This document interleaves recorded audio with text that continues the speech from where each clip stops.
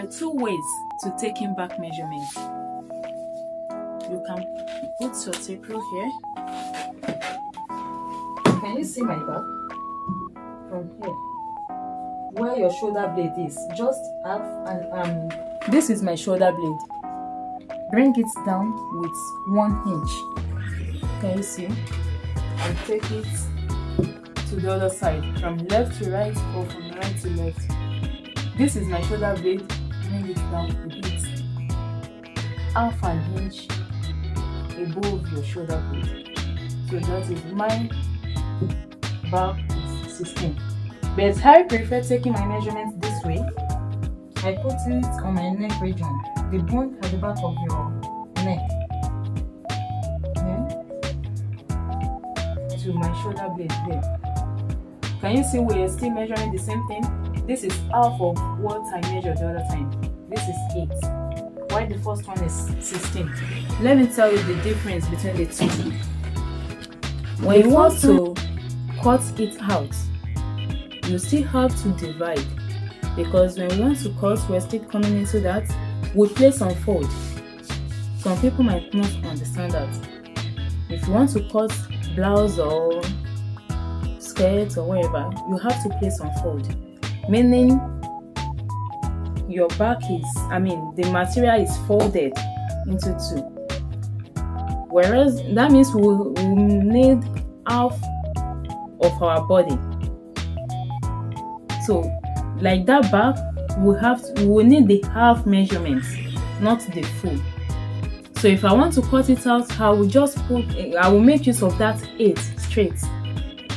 There's no need for dividing 16 divided by 2, making 8. No.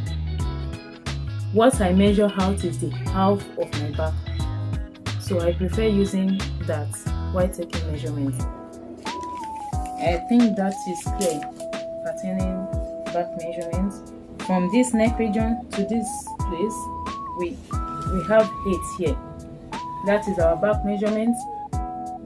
Straight to our sleeve measurements. Your sleeve measurement starts where your back measurements end.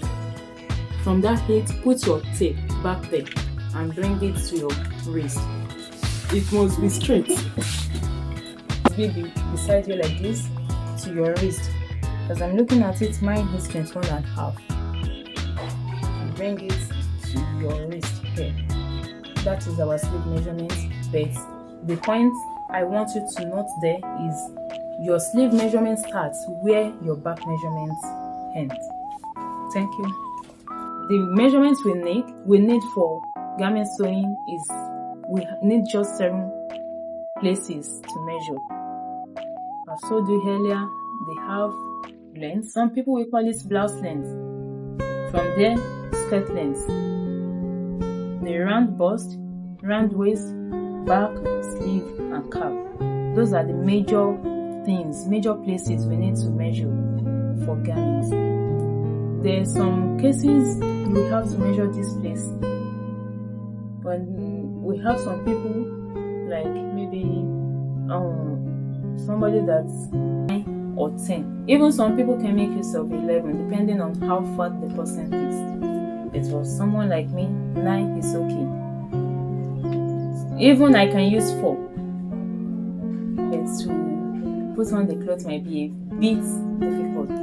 That's the reason I said I make use of 9. Round wrist 9. So now let's come to calf measurements. When we're talking about calf measurements, we have nothing much to say about that. Just like this.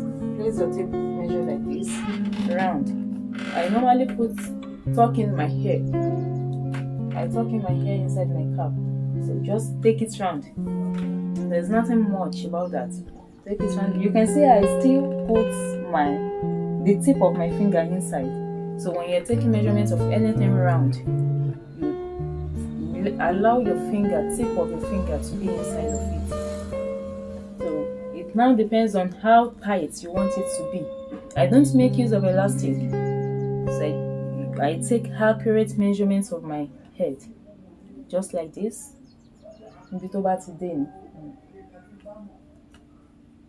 I think you get it this way. So if there's any question, or if there's anywhere you don't understand in the lecture, you can drop your comments for me and I will answer it. Then, pertaining to this cap, we call this place cap. This is band. We don't measure cap, we take measure of the band. So before we can talk about cap, we will get to cutting stage. When we want to cut it out, we talk more about that. Thank you so much for the class.